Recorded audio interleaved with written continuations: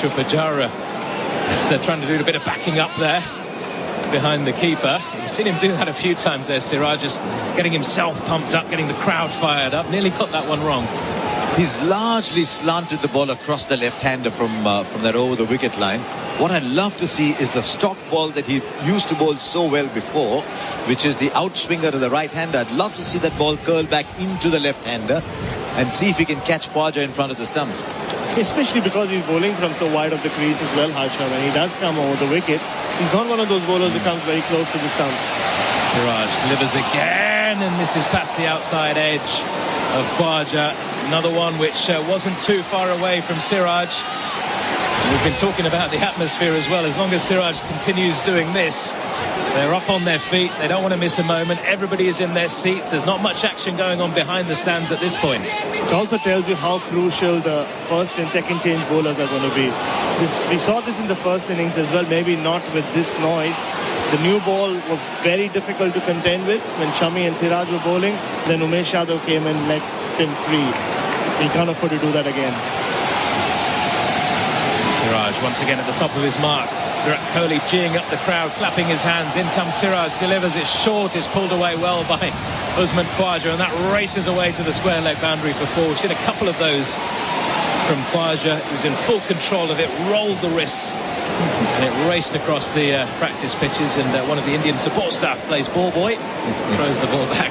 I mean, is there anything that Raghu doesn't do? He's a throwdown specialist. He's in charge of passing on tickets to the match.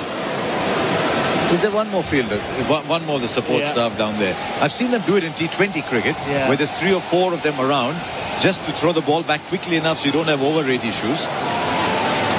But here I think they're just there to help them out with some drinks. Fielder goes back on the boundary there at deep square leg. Siraj in once more, and this one has been well left by Usman Khwaja. End of another Mohammad Siraj over, just the 4 from it. Very tidy indeed. Couple of balls that whizzed past the outside edge. Australia 1 for 16 now. They lead by 189 runs. And are we going to see a change in bowling? We are. Shardul Thakur hands his cap to the umpire, and he'll be looking to get some early swing here as well. Some of the Aussie batters were saying that they actually found Shardul one of the most difficult bowler to face, and I think the reason he's come on early, he'll get that outswing going against the right-hander. And the plan will be to get the ball to leave Marnus Labuschagne, and then maybe Shami comes back from then Siraj is bowling after that spell. So it's asking a lot. He's just batted a long time. He's bruised all over. And I remember thinking if he took his shirt off where he was, it would look like a pitch map, wouldn't it? Yeah, Brian Close. Yeah. A lot of war wounds to show for his effort, though, but wonderful effort it was with the bat. SEN Test cricket here for McCafe, celebrating 30 years of coffee, fit for an Aussie. But from Australia's point of view, what are they looking now? They're looking for Usman Khwaja to get runs. Everyone's aware that he hasn't scored runs in England so far. The batting average is much lower than it is anywhere else. Can he get a 60-70 here? Can Marnus get going? That is a primary objective for them, because this match is in pretty safe hands. Shardul Thakur runs in, delivers his first delivery. It's a thick inside edge down towards the fine leg region. Bit of work to do for the fielder, who overruns it in the end. They do settle for the single. Siraj it is, I think, down there on the far side of the ground. And that to Usman Khwaja in a new role. Harsha has never opened before this test match. 3 times he has come in the past, has been as a middle order batter. And it was here in England 2019 where it looked like his test career had come to an end after he was left out of the 4th test. You know, much like Justin Langer, I'm working a lot with Justin Langer on television. His career seems to have hit an upward swing since he moved up to open the batting. Exactly. Yeah. And I was looking at numbers when I was putting together the team of the year for 2022. There was only one opener who picked himself. Thakur into Khwaja this time, who tucks away off his hip down towards deep backward square leg with a single taken. So that'll be objective number 1. Objective number 2 is to give the fast bowlers some time to put their feet up. They didn't bowl a lot, to be honest. They bowled 70 overs. I think it might have slipped under the radar a little bit that India actually scored at 4.25 an over. But get the fast bowlers to put their feet up. They've got a very long June and July in front of them. Put your feet up, and then maybe come back and bowl, after lunch tomorrow? Yeah, if they can. How many do they need? Come on. How many do they need? 2 of you. 5 sessions. How many runs? 350. Tucker is in again, and this is left alone by Labuschagne outside the off stump. I mean, look, these days 350 is chaseable. So you're saying lead of 350? Lead of 350. You're Lead gambling, man. I am a little bit. Not in real life, but in cricketing situations. Not with real money. I don't think the setting 350. I thought more like 425, 450. I think it'll be more about time. I don't think on this pitch chasing anything over 300 is going to be pretty easy, even probable. We said 4 sessions, though, didn't we? 4 sessions, 350, dangle the carrot. As Shardul is in, and this one is punched off the back foot. Do remember, a draw and the trophy shared. Yeah. Nobody wants that. Nobody wants that. From where India are, they'll be jumping with joy to be able to share the trophy. Indeed, yeah, that was a long way off coming into the day. 5 for 151. It almost looks like Manas will be batting halfway down the pitch. He's been walking out of his crease more and more and more. And it's interesting that Virat Kohli is saying a lot to him. I remember the first innings, the second innings in Nagpur, Virat Kohli told the slip cordon, "Isse baat nahi karna hai, khud aake baat karega." Translated, don't talk to him, he'll come and speak to us. Kapil at the top of his mark. That's the umpire. Delivers, and this has again been punched off the back foot, this time into the gap there at cover. They scamper a quick single. Throw comes in and misses. There's something interesting about coming down the wicket. He's still okay, but sometimes batters come even further down the wicket. And the umpire sitting next to me will tell you that the umpire can actually tell you to go back. Very much that so. there's only up to a certain point you can stand outside your crease, not beyond, because then, unlike the bowler does sometimes, you are getting into the danger area to scuff it up. So he's okay so far, but I don't think he can go too much further. That's as far as he can come. And even that, I think he is risking being pulled up by the umpire. Final ball of Tucker is over. He's into Khwaja. This one's way down the leg side, and what a take that is from KS Bharat, diving full length like a goalkeeper towards his right to save 4 byes. 9 overs gone in this Australian second innings then. That lead 192. They're 1 for 19. SEN Cricket live from the Oval in association with McCafe, celebrating 30 years of coffee. Fit for an Aussie in this second session. Brought to you by Drinkwise. Remember, if drinking, Drinkwise. Just going back to your topic, Harsha, of how many runs they'll need, I still think 5 sessions is what Australia would be looking at to. And if you're talking 5 sessions, then you're talking about lunchtime tomorrow. They will be well over 350 ahead, you'd think. Let's see, the lead was about 175, right? Yeah. Lead 175. You're looking lunchtime tomorrow, you're looking 45 overs, really. 45 overs after tea from... No, well, they'll have to play on overs. Say about 50 overs. Yeah. In 50 overs, you're leading now by about 200. In those 50 overs, if you get 170, 180, you're leading 380? Yeah. Are you declaring with 380? I think so. Jeez, you're brave people. Siraj continues here to Labuschagne, and this one is flicked down towards fine leg. Another single taken. I mean, I think it's enough. It is, yeah. I think it's enough, but you want it to be enough in case you're bowled out and you're coming out to bowl again. But do you want to make a decision about 380? I mean, I would on a pitch like this, because yes, Ajinkya Rahane and Shardul Thakur did put on 100 runs, but there were 4 drop catches in between them. Yes. And Australia they lacked discipline in that first day. They looked rusty.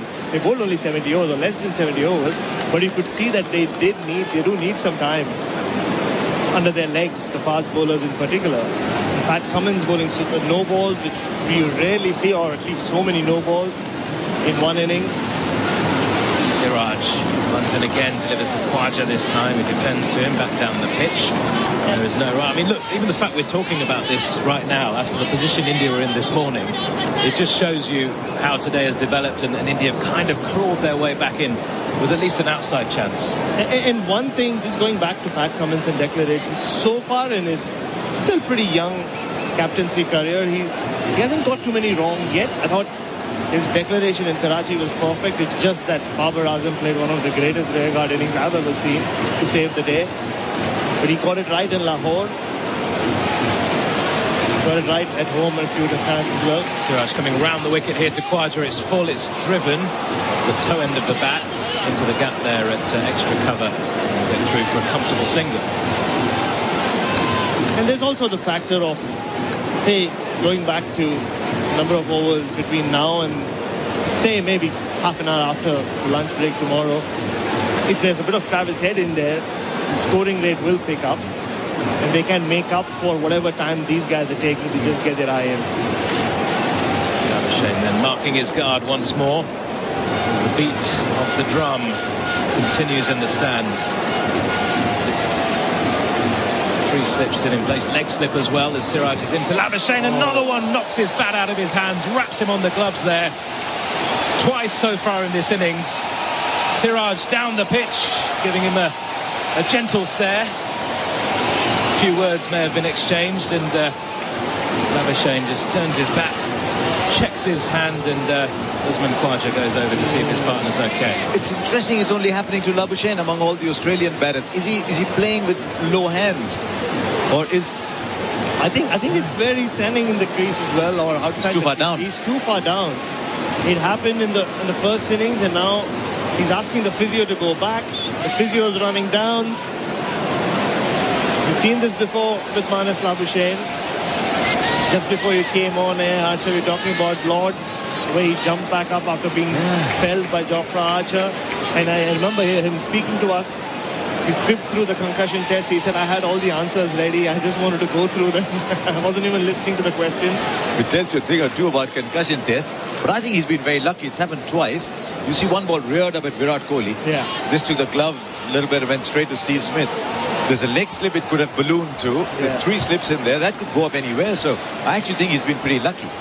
Well, that's been the story of his career. Being lucky? His average is 57. He's a good player. Siraj steaming in once more, and he knocks Labuschagne over with a blow to the midriff. There's an appeal for LBW. He's given not out.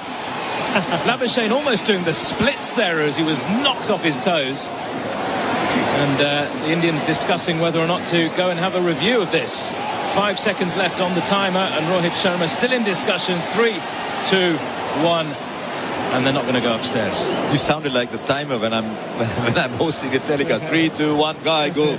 But this is a very hostile spell, and he's got Labuschagne hopping. There's no doubt about it. Hopping, dropping. He's doing everything at the moment. He's a bit like he's in a pantomime. He's performing. That's hit him on the thigh pad, actually. It has.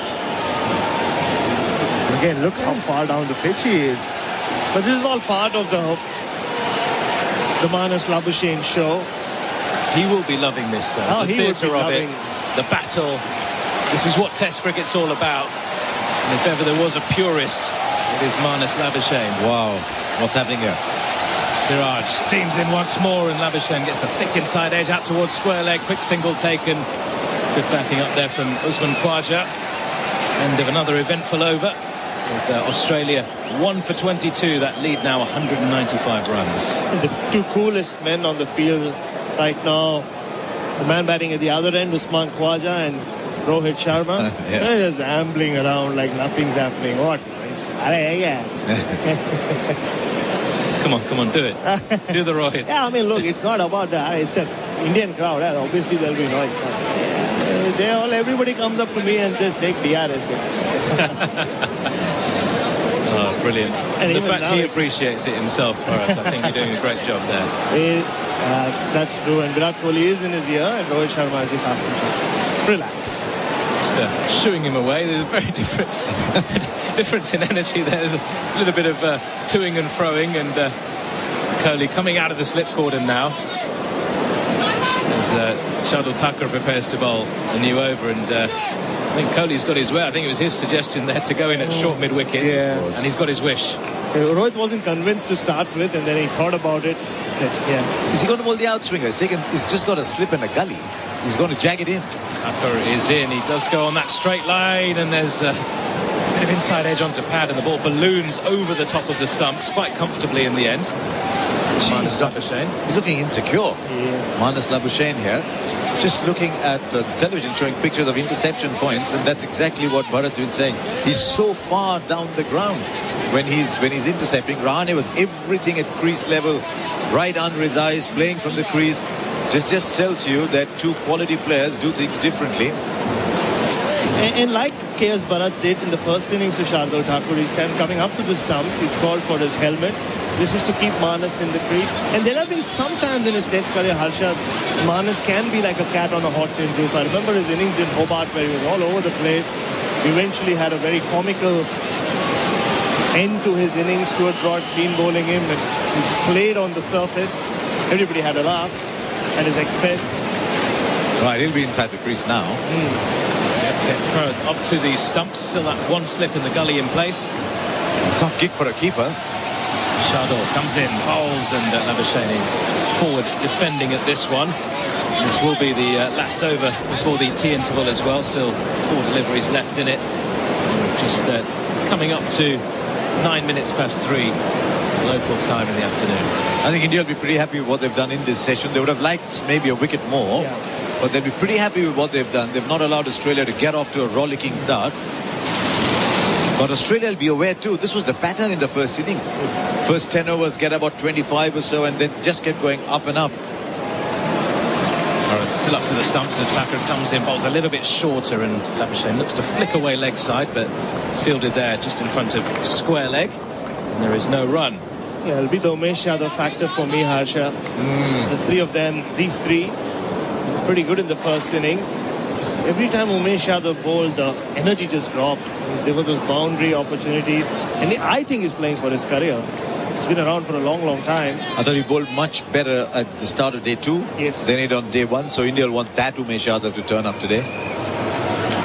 Thakur is in and bowls just outside off this time. It's defended off the back foot out towards mid-off by Labuschagne. That leads still 195 runs. SEN Test cricket here live at the Oval with McCafe celebrating 30 years of coffee fit for an Aussie in this second session, brought to you by Drinkwise. Remember, if drinking, drink wise. I wonder, when the keeper comes up, does that affect the bowler as well? Is the bowler thinking, I mean, he's got to control his line, definitely cannot go leg side, but does he just drop a little bit? Is he more aware, got to be in control? Thakur goes a bit fuller this time. It's left alone by Labuschagne. It's a good take by KS Bharat, who takes it, whips the bails off as well, but Labuschagne he's kept all right. He's kept all right. He's had a good game. Well. Sounds unfortunate for him that he had to face Scott Boland first up today. He did cop a few blows yesterday to the body, didn't he? He's got a good ball. He needs runs though to his 5th test now. Yep, he does. He does. How he bats in the second innings will be important. Yeah. Right, final ball before tea coming up here. Shardul Thakur bustles in, and Labuschagne pushes this just past mid-on, and Mohammed Shami with a throwback to decades ago. A bit of footwork which went wrong, allowed them through for the single. I think he was already into his cup of tea. Indeed. So Australia closed the session then on 1 for 23. 11 overs they have faced in that second innings. And Mohammed Siraj just scratching his chin at the end of that session as well, just wondering maybe how he hasn't got another wicket or two to his name. He has picked up the one so far. It was David Warner caught behind by KS Bharat. Really good low catch to his left. Warner gone for 1, and Labuschagne and Khwaja have had a bit of a working over, it has to be said. Opportunities being created by the Indian bowlers. The ball just doing enough. Shami and Siraj initially, and then Shardul Thakur closing things out for the Indians. That lead for Australia still 196 runs. So India could dearly do with a wicket or two straight after this tea interval. We'll of course be back with you for the final session in around 20 minutes time. This is SEN